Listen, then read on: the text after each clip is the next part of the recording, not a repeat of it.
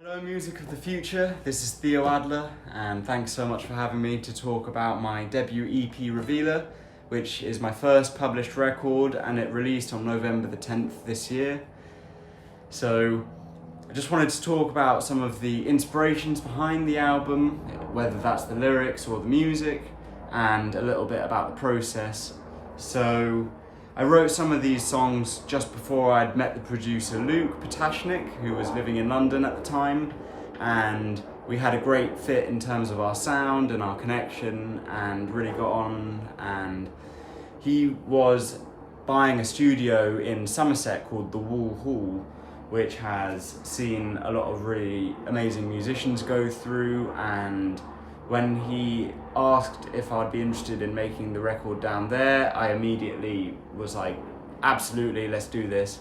So we took a bit of a break halfway through the recording process of the album, where I did a little bit of traveling and found it was really useful for gaining a bit of perspective and direction with where I wanted to take the record and the lyrics in a way. And so I wrote a few songs while I was traveling in between and came back, we recorded more, and the whole process of the album I would say took about 2 to 3 years, and it was off the tail end of COVID and the lockdowns, so that had a factor in making the sessions, especially initially, work.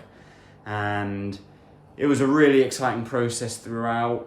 Luke was an absolute pleasure to work with, and we made some really interesting choices that I think was something I never would have been able to get to had it not been for Luke to say, hey, let's try this, and just trying some new techniques and stuff.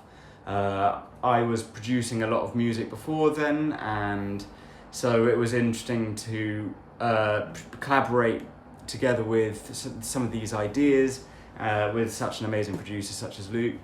So the some of the general themes on the album are almost trying to paint a little bit of a picture that's open to interpretation about my life in London, and about almost opening a world to the listener of the record.